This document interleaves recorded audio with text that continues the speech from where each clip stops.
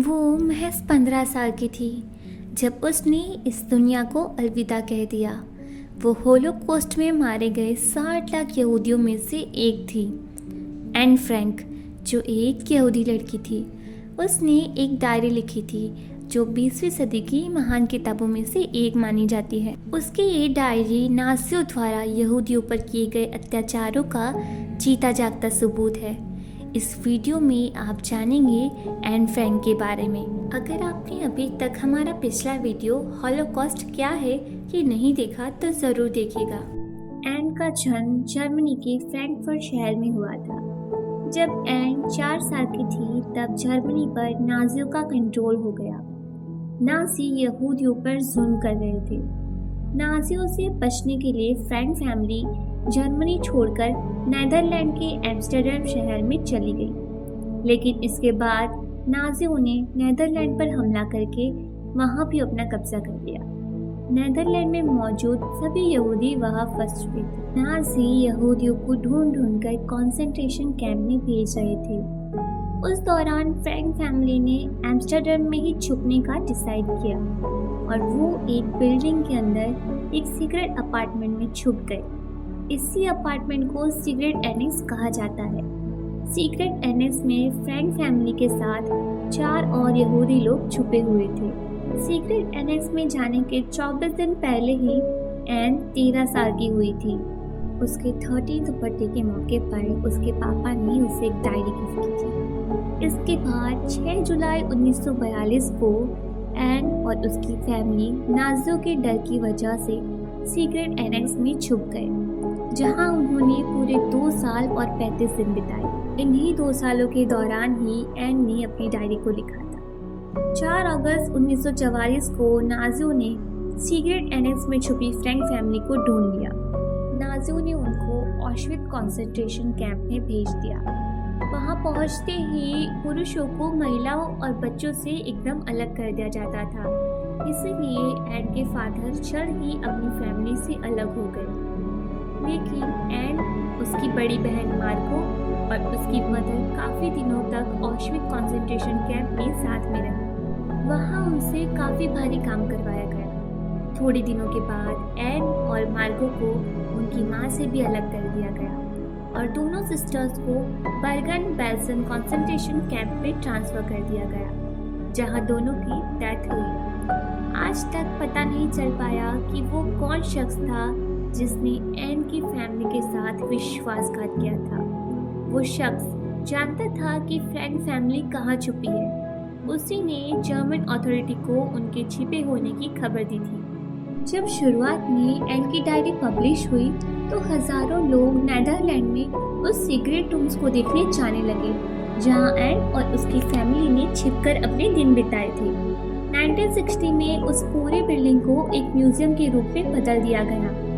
अब उसे Anne Frank house कहा जाता है।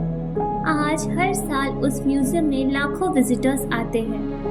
एन की बड़ी बहन मार्गो फ्रैंक ने भी एक डायरी लिखी थी, लेकिन उसे कभी ढूंढा नहीं जा सका। ये सभी 8 लोग जो सीक्रेट एनेक्स में छुपे हुए थे, उनमें से एन के फादर ही एक ऐसे व्यक्ति थे जो कंसंट्रेशन कैंप से जिंदा वापस लौटे। वापस लौटने पर उन्हें ये जानकारी मिली कि उनकी वाइफ और दोनों बेटियां मर चुकी है। मेव कीस, जो फ्रैंक फैमिली की काफ़ी करीबी दोस्त थी, जब एन फ्रैंक और उसकी फैमिली सीक्रेट एनेक्स में छुप कर रह रही थी, तब मेव अपनी जान को जोखिम में डालकर उनके लिए खाना और ज़रूरत का सामान लेकर आती थी।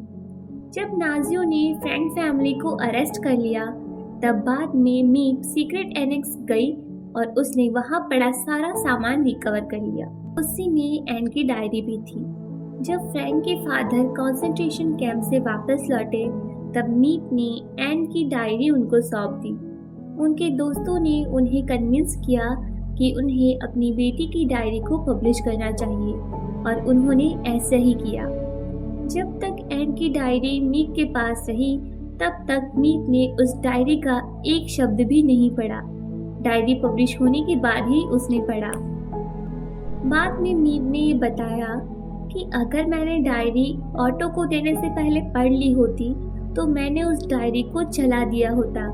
क्योंकि एन ने अपनी डायरी में मेरा, मेरे हस्बैंड का और उन सभी लोगों का जिक्र किया था जिसने सीक्रेट एनेक्स में छिपे यहूदी लोगों की मदद की थी।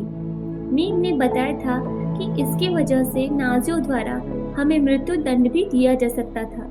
एन के फादर ने एक बार पुरानी बातों को याद करते हुए बताया था कि जब मीम ने मुझे वो डायरी दी थी तब शुरुआत में मेरे लिए वो डायरी पढ़ना बेहद मुश्किल हो रहा था। मैं कुछ ही पेज पढ़ पा रहा था क्योंकि दुख भरी यादें मुझ पर हावी हो रही थी। एन की बातों को पढ़कर मुझे ये एहसास हुआ ये वो एन है ही नहीं जिसे मैं अपनी बेटी के रूप में जानता था। मेरे लिए ये एक रिवॉल्यूशन था। मुझे उस बच्ची के गहरे विचार और जज्बातों का कोई अंदाजा नहीं था। एन की डायरी पढ़ने के बाद मैं इस नतीजे पर पहुंचा हूँ कि ज़्यादातर पेरेंट्स अपने बच्चों को बहुत कम जानते हैं। वैसे तो एन की सैकड़ों फोटोग्राफ्स आप इंटरनेट पर मिल जाएगी, लेकिन बात करें अगर रियल फिल्म फुटेज की तो सिर्फ एक ही छोटा सा फुटेज मौजूद है जिसमें महज 4 सेकंड के लिए एन नजर आती है। ये छोटा सा फुटेज 1941 में रिकॉर्डेड एक साइलेंट फिल्म का हिस्सा है। इस फिल्म को एन के नेबर्स की शादी के लिए फिल्माया गया था। वर्ल्ड वॉर खत्म होने के बाद उस शादीशुदा कपल ने ये फुटेज एन फ्रैंक म्यूजियम को सौंप दिया था। ये माना जाता है कि एन की ये डायरी बाइबल के बाद दूसरी सबसे ज़्यादा पढ़ी जाने वाली बुक है। ये दुनिया की सबसे फेमस डायरी है। इसे 70 से भी ज़्यादा भाषाओं में ट्रांसलेट किया जा चुका है।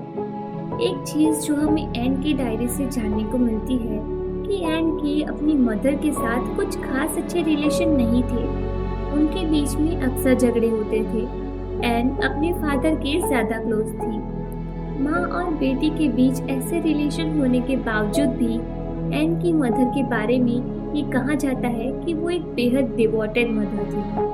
आई विटनेस बताते हैं कि कंसंट्रेशन कैंप के दिनों में उनकी माता ने अपनी रोटी का आखिरी निवाला भी अपनी बेटियों के लिए बचाए रखा था।